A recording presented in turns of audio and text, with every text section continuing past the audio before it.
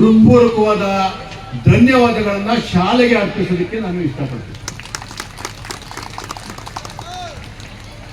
ಈ ದಿನ ಖಾಸಗಿ ಶಾಲೆಗಳಿರ್ಬೋದು, ಇಂಗ್ಲಿಷ್ ಮೀಡಿಯಂ ಶಾಲೆಗಳಿರ್ಬೋದು, CBSE, ICSE, IGSE, ಬೇರೆ ಬೇರೆ ತರಹದ ಏನು ಪಠ್ಯಗಳನ್ನು ಹೊಂದಿರುವಂತಹ ಶಾಲೆಗಳು ಕಾಂಪಿಟೇಷನ್ ಮಾಡ್ತಾ ಇರುವಂತಹ ಇಂತಹ ಯುಗದಲ್ಲಿ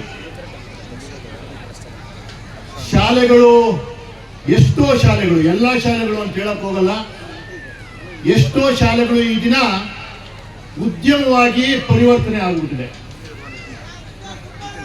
ಅಂತಹ ಕಾಲಘಟ್ಟದಲ್ಲೂ ಸಹ ಈ ನನ್ನ ಸರ್ಕಾರಿ ಶಾಲೆಗಳು ತಮ್ಮ ಅಸ್ಮಿತೆಯನ್ನು ಉಳಿಸಿಕೊಂಡು ತನ್ನ ಕರ್ತವ್ಯವನ್ನ, ತನ್ನ ಬದ್ಧತೆಯನ್ನ ಈ ದಿನ ಕೂಡ ಕೊಡ್ತಾ ಇರೋದು, ಮಾಡ್ತಾ ಇರೋದು ನೋಡಿದ್ರೆ ಈ ನನ್ನ ಭಾರತ ಇವತ್ತೇನು ಸುಮಾರು 80 ವರ್ಷಗಳ ಸ್ವಾತಂತ್ರ್ಯವನ್ನ ಕಂಡಿದೆ.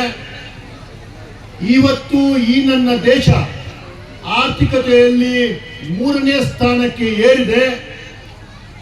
ಈ ನನ್ನ ದೇಶ ಇಡೀ ಪ್ರಪಂಚದಲ್ಲಿ ಭಾರತ ಅಂತಂದ್ರೆ ಒಂದು ಗೌರವ ಮೂಡಿಸುವಂತಹ ಕೆಲಸನ ಮಾಡ್ತಾ ಇದೆ. ಅದಕ್ಕೆಲ್ಲ ಮೂಲ ಕಾರಣ ಈ ನನ್ನ ಸರ್ಕಾರಿ ಶಾಲೆಗಳು. ಈ ಸರ್ಕಾರಿ ಶಾಲೆಗಳು ಕೊಟ್ಟಿರುವಂತಹ ಕೊಡುಗೆ ಈ ದಿನ ನನ್ನ ಭಾರತ ವಿಶ್ವ ಗುರುವಾಗುವತ್ತ ಮುನ್ನಡೀತಾ ಇದೆ.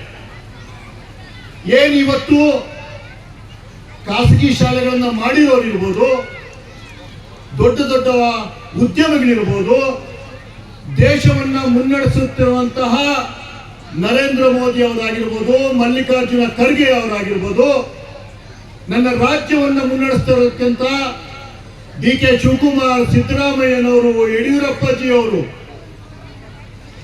ಮಾನ್ಯ ದೇವೇಗೌಡರು, ಇವರೆಲ್ಲರೂ ಸಹ ಈ ನನ್ನ ಸರ್ಕಾರಿ ಶಾಲೆಯ ಪ್ರಾಡಕ್ಟ್ಗಳೇ ಅನ್ನೋದನ್ನು ನಾವು ಮರೆಯಂಗಿಲ್ಲ.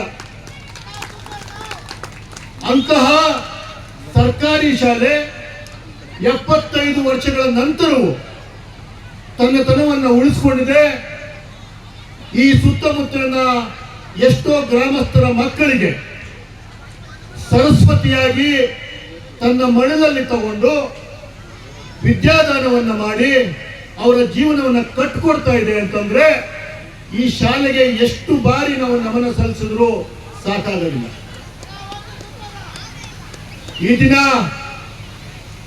ಈ ತರ ಒಂದು ಸರ್ಕಾರಿ ಶಾಲೆಯ ಕಾರ್ಯಕ್ರಮ ಇಷ್ಟೊಂದು ವಿಜೃಂಭಣೆಯಾಗಿ ನಡೀಬಹುದು ಅನ್ನೋದು ಕೂಡ ಯಾರ ಕಲ್ಪನೆಗೂ ನಿಲುಕದಂಥದ್ದು.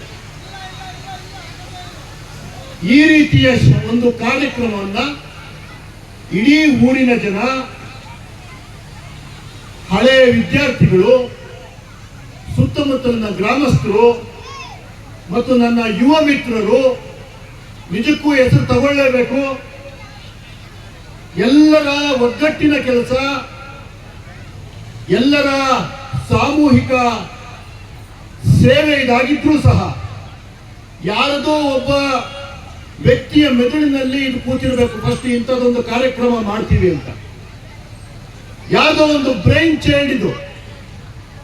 ಅಂತಹ ವ್ಯಕ್ತಿಗಳು ಇವತ್ತು ನನ್ನ ಪಕ್ಕದಲ್ಲಿ ನಿಂತಿರುವಂತಹ ಶಿವನಾಗ್ ಅವರಿರ್ಬೋದು, ಅರವಿಂದ್ ಅವರಿರ್ಬೋದು, ನನ್ನ ಸ್ನೇಹಿತ ಶಶಿ ಇರ್ಬೋದು. ದಯವಿಟ್ಟು ಯಾರಾದರೂ ಹೆಸರು ತಗೊಂಡ್ತಾ ಇದ್ರೆ ಅನ್ಯತಾ ಭಾವಿಸಬೇಡಿ. ಯಾರೋ ಒಬ್ರು ಲೀಡರ್ಶಿಪ್ ತಗೊಂಡ್ರೇನೆ ಇಂತಹ ಒಂದು ಅದ್ಭುತ ಕಾರ್ಯಕ್ರಮ ಆಗಕ್ಕಾಗುತ್ತೆ.